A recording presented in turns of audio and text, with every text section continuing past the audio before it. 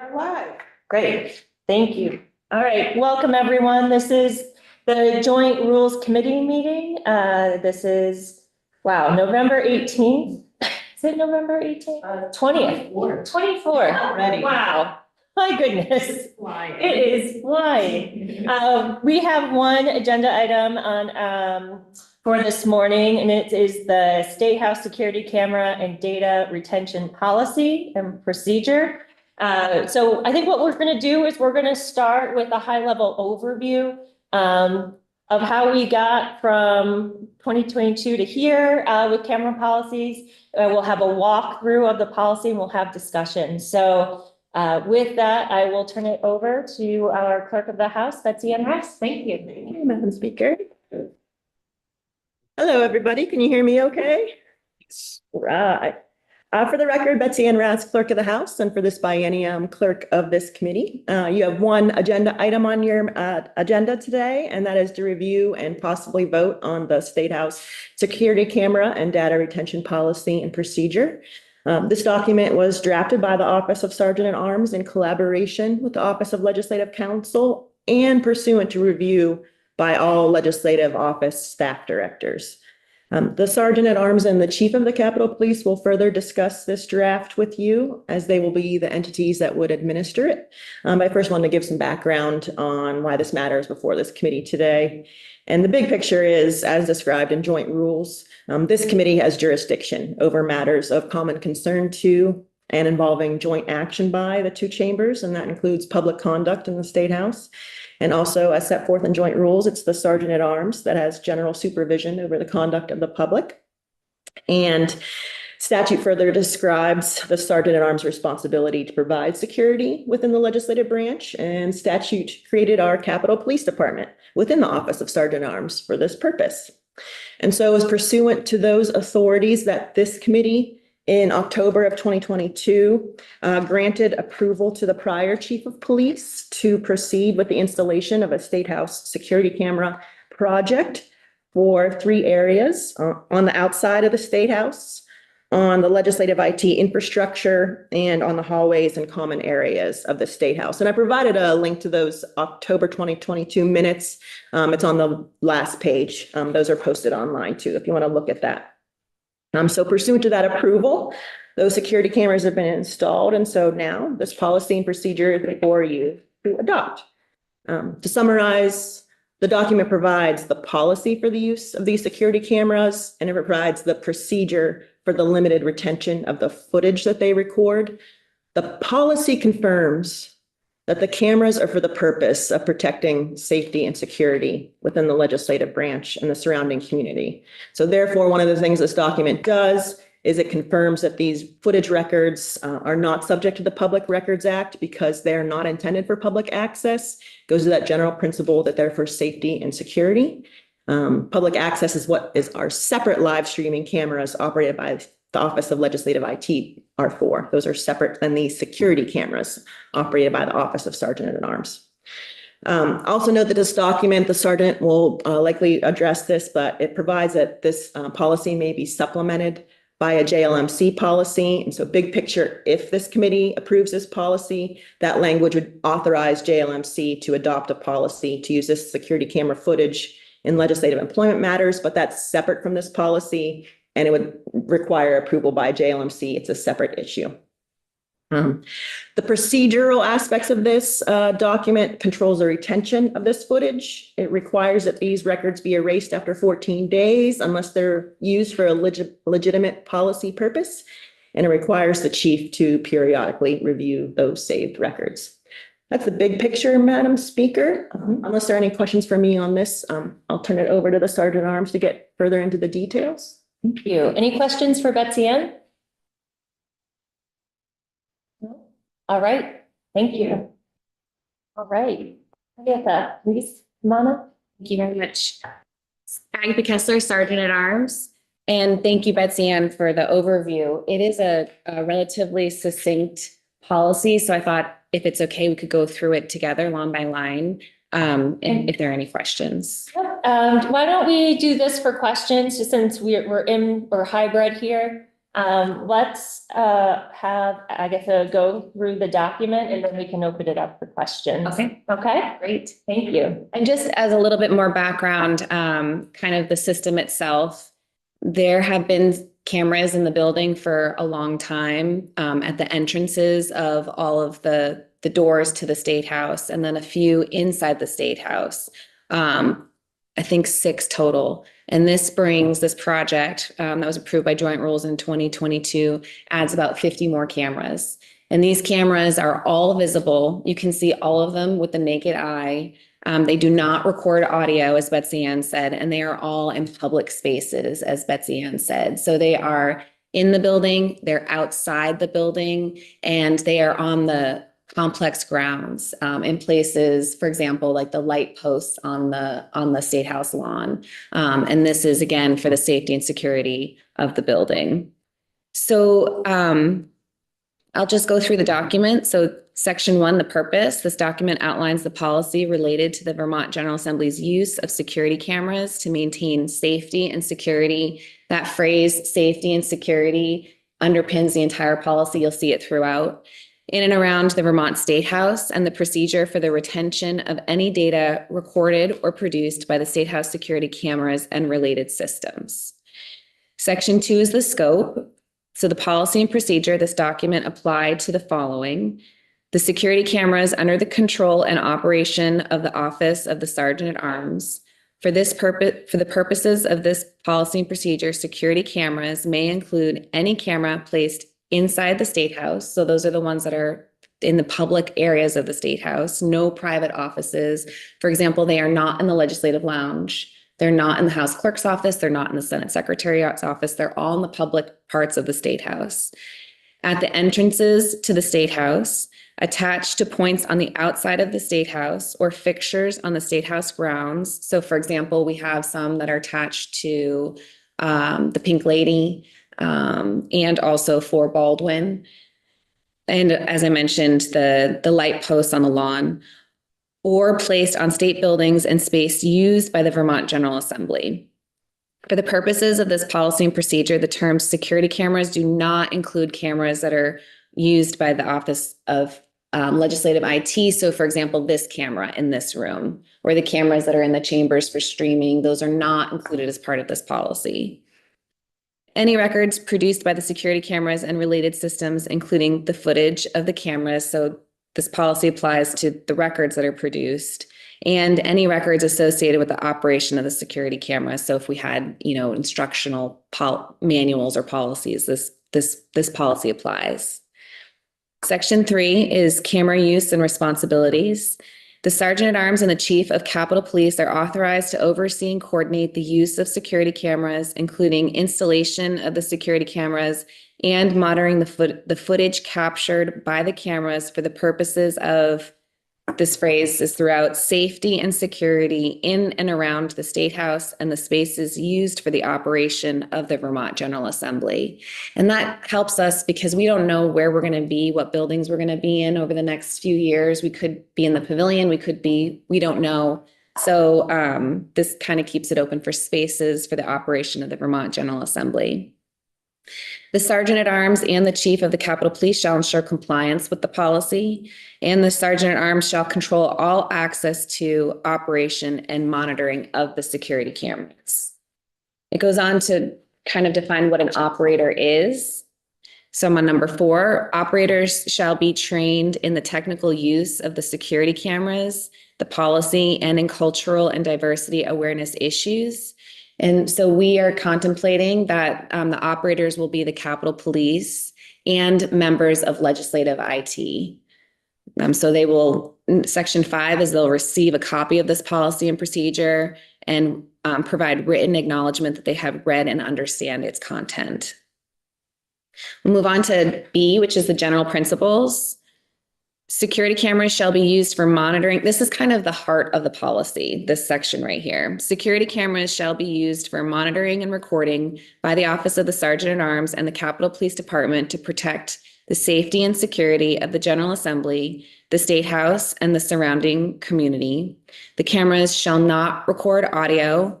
Monitoring and recording shall be conducted in a manner consistent with this policy, House, Senate joint rules, and any applicable federal or state law.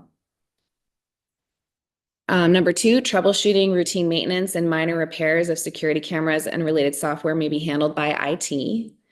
And number 3, this policy and procedure may be supplemented by a consistent policy duly approved by the Joint Legislative Management Committee. And that's what Betsy Ann was referring to earlier. It opens a door for other uses of the security cameras outside of safety and security. Section 4, access to security camera records. Any records produced by the security cameras or related systems governed by this policy and procedure shall not be subject to the Public Records Act and shall be kept confidential. Video footage may be released for the purposes of ensuring safety and security. I thought it might be helpful to hear an example. When might we release video footage?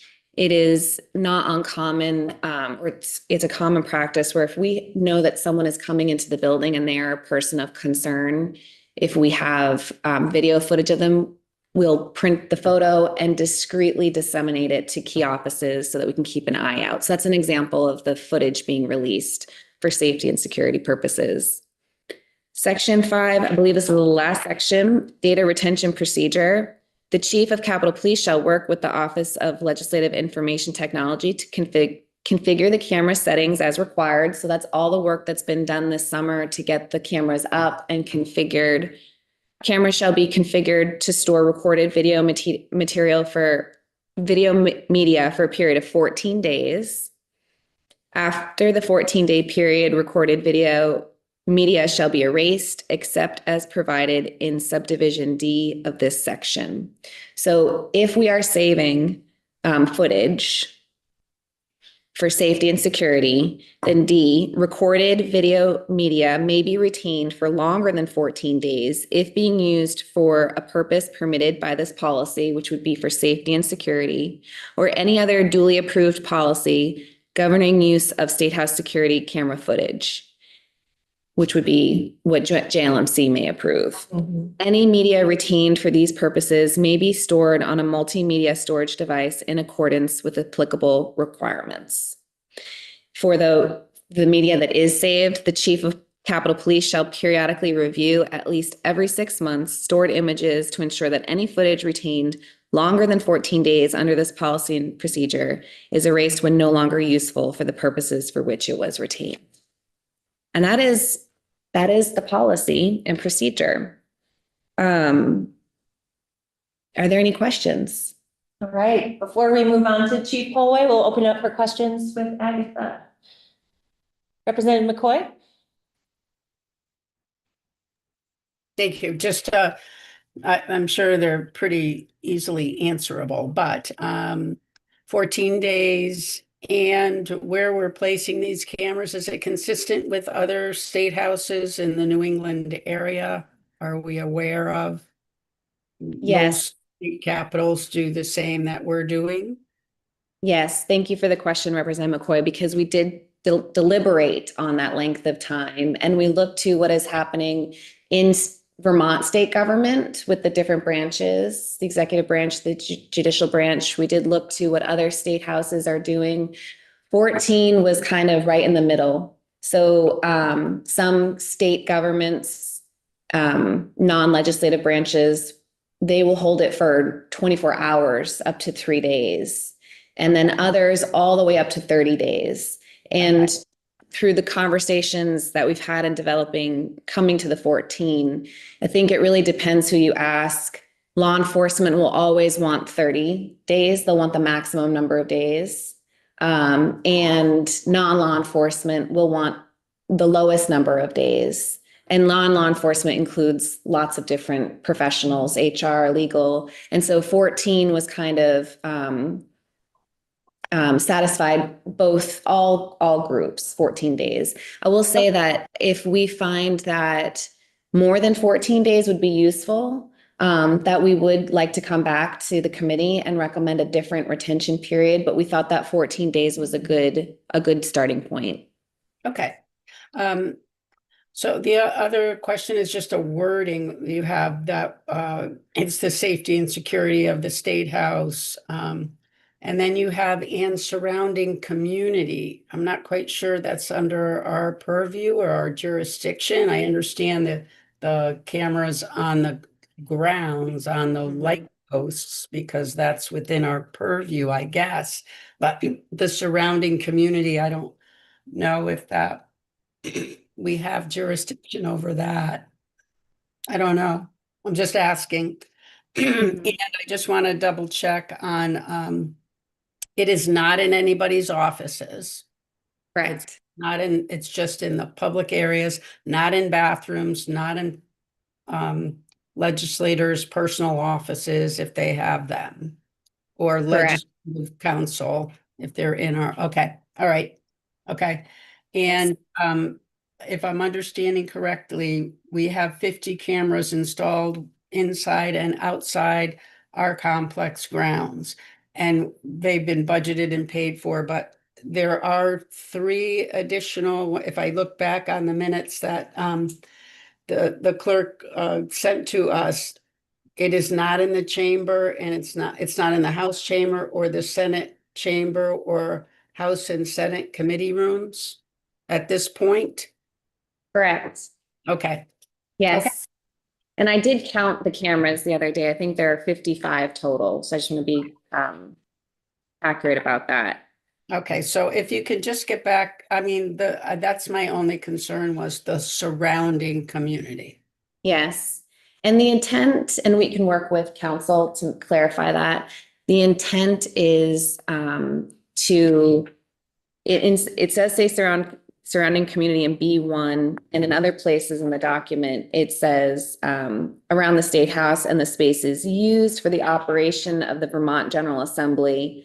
So the intent is that we are monitoring or we have access to see areas in the complex. And I will say that BGS has been consulted on this project throughout. They are the ones that have jurisdiction over the State House lawn. And so the chief has been working with BGS security to ensure that this project aligns with their objectives and their jurisdiction. And there's actually a collaboration, I would say a very healthy collaboration between the 2 departments. But the intent would not be to surveil or monitor communities outside of where the General Assembly is using. It is to protect legislative operations. But we can work with legislative council and Betsy Ann to clarify Okay. that. Maybe we say the surrounding Capitol complex instead of the community. Maybe that's the answer, but Yeah. that's just my question. Yeah. Okay. Thank Good you. one. Thank you. Appreciate your answers. Betsy Ann?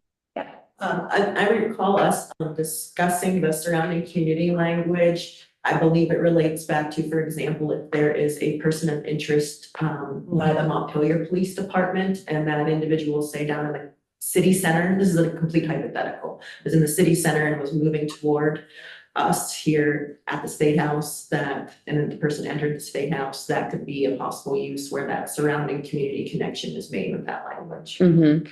Representative McCoy, did you hear that? I did. Okay, great. Is that helpful? And I have no issue with that, but it's the Capitol complex that they're asking for. If we happen to have any footage of this particular individual, it would be on the Capitol complex grounds, which is, I'm assuming would be public. If we're saving this stuff for safety, I'm sure the Montpelier Police or whomever can actually either FOIA the information or get the information via, for security purposes, but I don't know. I just have an issue with us stating we're like protecting the community. I am protecting the Capitol complex. I absolutely do. So, Mhm. but I don't know I'm just hung up on that wording. Yeah. Okay. Can work on that. Yeah, we can pivot to Chief Polway to see if he has any further clarification on that question and to give him a chance to speak, and then we can circle back to this, Representative McCoy. Okay. Any other questions for Agatha before we go to the chief? Go ahead, Representative Dolan. Yes, thank you. So first I'll just start by saying fully support this direction, and I have a couple of questions. I guess it comes under, I don't know what the section is, under responsibilities, and it is number 4 with the piece on the last section of cultural and diversity awareness issues. I don't know if you can share more of what the expectation was with that. I'm assuming it is bias, implicit bias, that type of thing, but I feel like a lot of things could fall under that. So I'm Yes. curious what that is, and if you considered kind of spelling it out more, or if there's a specific curriculum, something to that.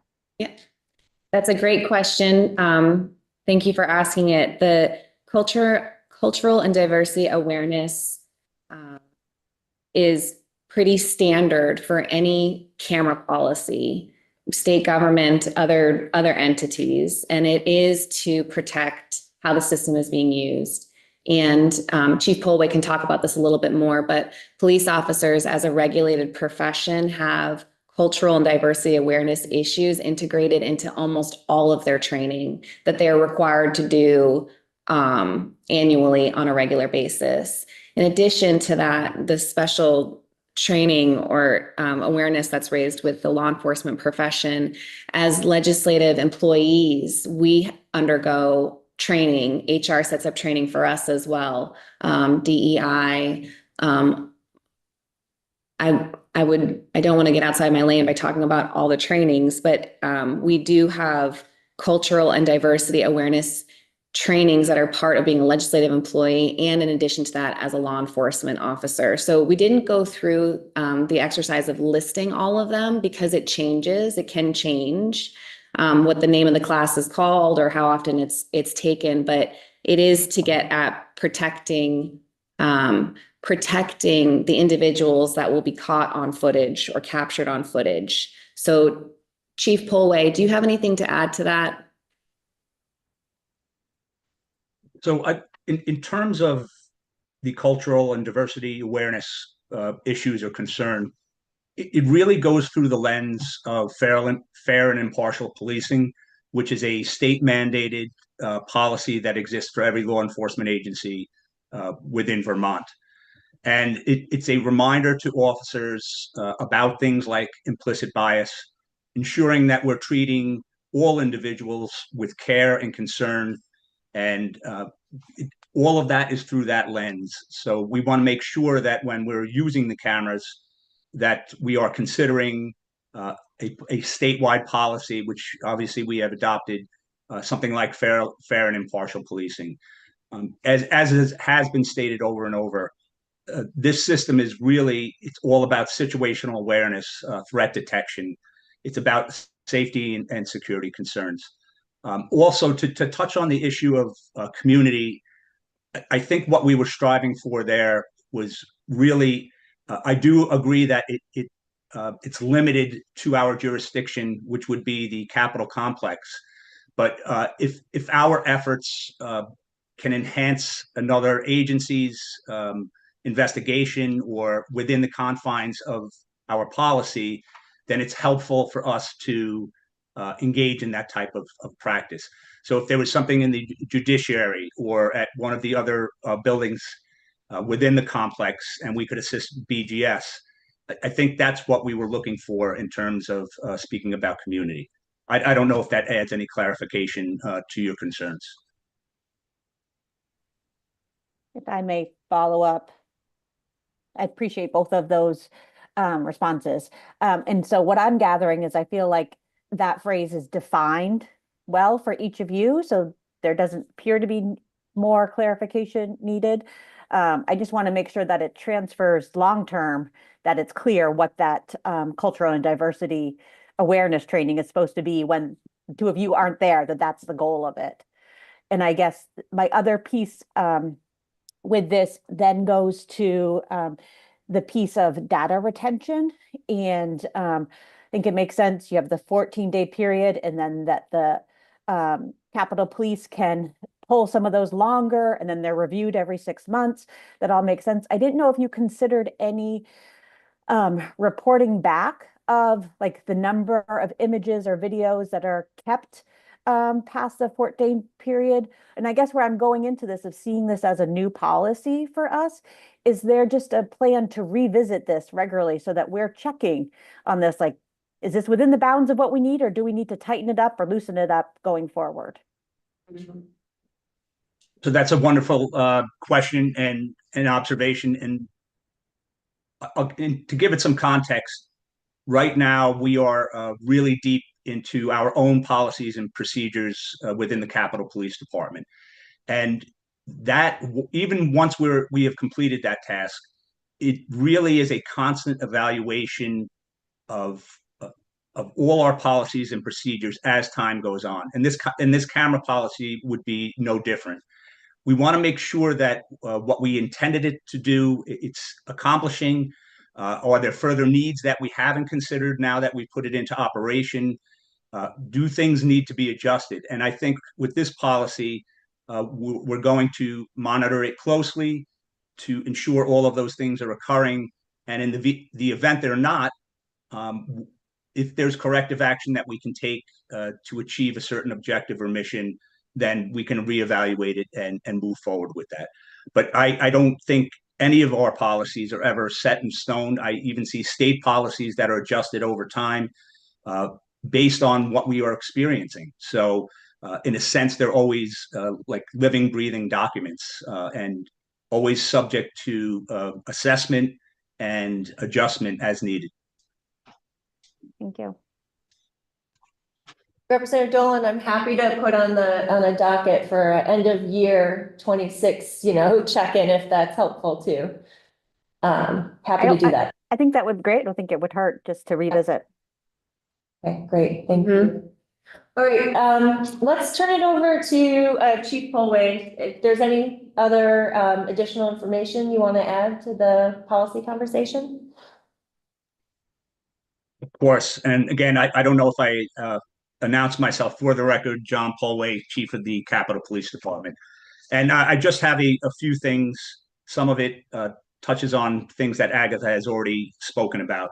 But there have been cameras in the State House since the early 1980s. And in the late 1990s, the Secret Service did an assessment of security operations. And one of their recommendations was adding more cameras to give a larger view of activities. So prior to the new system, there were primarily 6 cameras that have been in use and continue to record. And they are the East Door, the West Door, the loading dock, infirmary door, the Lincoln doors, and the portico. These cameras are recording, and they record for approximately 30 days. And that's dependent on the amount of data it's ingesting. Really, as I stated before, the cameras are used for situational awareness, threat detection, safety and security concerns. We use the technology as a force multiplier, quite honestly. We are limited in our number of officers. 7 is the highest we have had, which is great, but we're still limited. We can't be everywhere at all times. So the cameras help us in that capacity. And we're going to be using these cameras the same way we've been using the other cameras. We just have more of them, quite frankly. They're not hidden, and they are visible if you look for them, as Agatha had observed. They exist in common areas only and areas that contain critical infrastructure within the State House. They are also positioned for covering high risk and choke point areas. And in security, we would consider a choke point area as a strategic location where multiple attack paths converge, and at that moment before they reach a critical asset. So we have focused our cameras on those areas through assessment and consultation. And we think we have a good view of what we need to see in terms of safety and security. If we can get an upgraded security system, these cameras can be used for threat detection, and they can actually integrate with the cameras can integrate with the security system. It's something that we have as a long-term goal, and we're starting to explore that. The old and new cameras do not record audio, and they do not possess facial recognition capabilities. That's another concern in terms of cultural and diversity awareness. So facial recognition, there's sometimes attached to it a concern about those things. And it does not compile faces. It does not collect faces as people move through the State House. The new cameras have what is referred to as appearance search. So we can focus on things like hair color, clothing, or backpacks if we do receive intelligence and we are looking to identify a particular person, or based on the number of school groups that we have that come into the State House. If we had a lost child and we had a description of what they were wearing or a red backpack, we could scan our system to try and identify where that individual is. So that's really, I've just added a bit of context. I'd certainly be happy to answer any questions if there are any. Thank you, Chief. I'll open up for any questions. Any questions for the chief? All right. Give it one more second here. All right, thank you, Chief. Really appreciate it. All right, so that brings us back to the policy. Representative McCoy, do you want to offer a friendly amendment on the Capitol Complex edit, or would you want staff to talk about it a little bit more and we could revisit it if needed? Oh, you're muted. There we go. Grandkids. Yeah. Are we also, I noticed in the minutes that the clerk provided that we only adopted the first three. Are we going to be asked to adopt the others? Because my understanding is we don't have it in the House, we don't have it in the Senate chambers. So is that in addition to this policy today? It's just this. Just this. So there were contemplated further phases of the camera project. And I would say that is not, we're not looking to pursue further phases. Okay. So yes, I would like to, I just really have an issue with us, like, I perfectly understand. And is there a way, if we just put I'll address this to Chief Polway. Is there a way to, if we put the Capitol Complex area, that those other entities that may want to access our information can still do that without saying the surrounding community? Because if we're looking at camera footage that's specific to our complex, I'm hoping we're not looking at the surrounding community that's outside of our purview. So if we put the Capitol Complex instead of the surrounding community, do you think that is a deterrent to, say, the Montpelier Police to access information? If they're No, I don't. And actually, if we could move forward, I would be accepting of that compromise. okay. Again, because the spirit of what we're trying to do would still exist. We still work in collaboration with our our external law enforcement partners, and we would continue to do so. So Okay. I don't think by changing that one word or into that phrase that it takes away from the spirit of what we're trying to accomplish or our cooperation, again, with our external law enforcement partners. So personally, I'm okay with that. And I would certainly ask the Sergeant at Arms to see what her opinion is as well. But I don't think it changes the intent of what we're doing by making that switch. Okay. Great, thank you.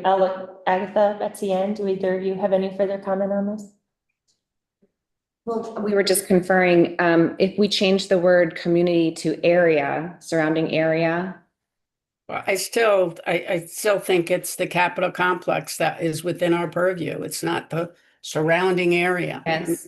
We I don't would, So I would prefer the Capitol complex, which that's our purview. My only hesitation, and I didn't study this before coming in, is I think the Capitol complex is defined in statute somewhere, and I don't know if it bumps up against BGS and their jurisdiction. So if we could look into that, that would be helpful. Okay. Or other areas within our purview, something like that. The other idea was in section 3A1, the last sentence, safety and security in and around the State House and the spaces used for the operation of the Vermont General Assembly. Yeah. Where is that now? That is in section 3A1, the last sentence. So it defines the space as in and around the State House and the spaces used for the operation of the Vermont General Assembly. Okay, and then where's the surrounding community language? Can we just insert that there or just? Yes. Yeah, that's 3B1, where it says, and the surrounding community in the middle of the paragraph for 1 on page 2. Yeah, so can we just delete that and insert that language once again? I'd be happy. Yep. Okay, Just give staff 1 second to take just a second look to make sure there's no unintended impacts from changing that language. Yeah, so in 3B1, we would be saying, protect the safety and security of the General Assembly, the State House, and the spaces used for the operation of the Vermont General Assembly. Okay, I am just pausing here to digest this change, just to ensure that it would still allow, for example, that hypothetical example that I gave of the person of concern leaving the city center, coming here, and that the chief would still be able to provide, if that person of interest entered our State House, if needed, the chief would still be able to provide hypothetically Montpelier Police Department with that, with footage to assist with whatever was causing the concern of that individual. if they're within if they're within the Capitol complex, my assumption is both law enforcement agencies are working together anyway, so. And the language in 4, that last sentence that allows the chief to release or the sergeant to release video footage, it's for the purposes of ensuring safety and security. So I think that language is broad enough, I think, to allow that release for this hypothetical example. So I think it would work out okay. So in 3, Yeah, please. Representative Ron Hinsdale, go ahead. Well, Oh, no. It's Oh, Jenny. your hand's up. Oh, sorry. Senator Lyon. Hi there, Jenny Lyons here. So it sounds like we're wordsmithing a very complicated, it's not complicated, but it is a document that's been worked over the summer for a long time. And I would rather have the policy go forward and allow for the committee to do an evaluation of 2 things.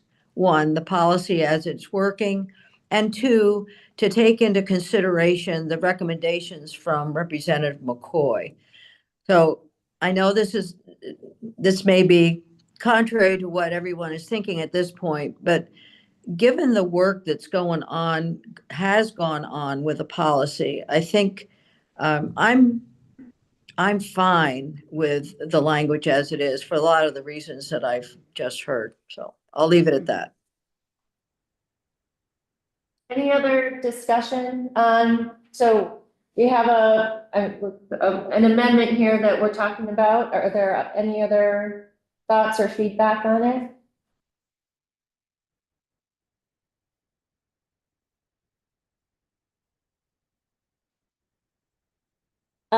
So since we are modifying something that has been worked on for over, 7 months now? I'm wondering, Representative McCoy, how you would consider if we were to, here's a proposal, to move forward with approving this, but coming back with further consideration with language for this committee to review in like 2 to 3 weeks. Oh, Patty, sorry, Representative McCoy, you're muted still. That's fine. I still disagree. I still disagree that it's outside of our purview, and I like what I've done, but, or not me, but the suggestion of the clerk of the house and Chief Polway. So, if we're going to revisit it in 3 weeks or when we come back in January, I would be fine with that. Okay, all right, thank you. So, any other thoughts or feedback on this new proposed plan that will move forward today? Again, we'll allow for any other discussion on any other concerns, but we could move forward with this policy and then revisit it to take a look at this language around surrounding community to address that. Any other thoughts or feedback on that? All right, thank you, Representative Point. Any other different any discussion or concerns or flags on any other parts of this policy and procedure? All right, so with that, I would entertain a motion to accept this policy and procedure, again, with the understanding that we will be revisiting this in the near future.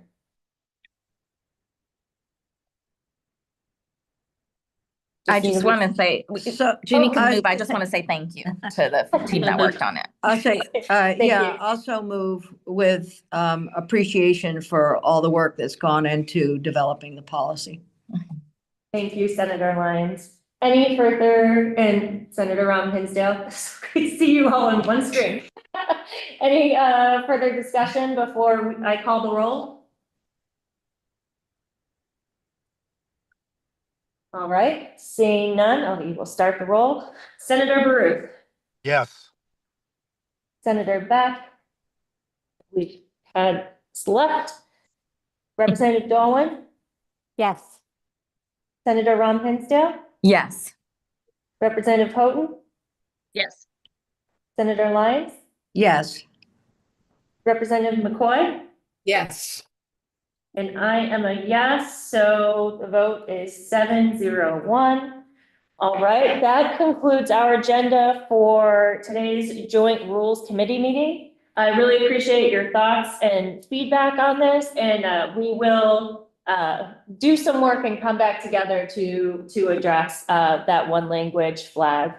I will, Agatha, any other thoughts or feedback? If I didn't want to, did I interrupt you? I'm sorry. I had just a closing comment. Oh, That's please, okay. go ahead. I just wanted to reassure the members on the committee, staff, that there are a team of people who are working all the time to ensure your safety and security. This is just one of the many, many topics and conversations that we are having every minute of every day. And so I wanted you to know that there's a team of people who are working to ensure your safety and security, including this project. It's kind of wrapped up nicely in this policy, but just to let you know, there were multiple stakeholders on this project: FEMA, Homeland Security, state and federal historic preservation.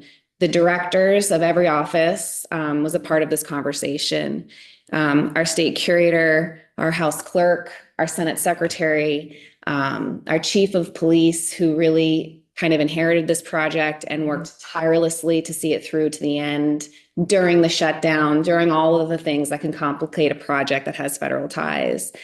And our legislative IT, which is fantastic and was lockstep throughout this entire project. So I wanted to just emphasize that, to let you know that there are a team of people who are working together to make sure that your safety and security are taken into consideration, the occupants of the building at all times. So thank you. Thank you very much for approving the policy. Thank you, Agatha. And we really appreciate everyone's really hard work on this and attention to detail.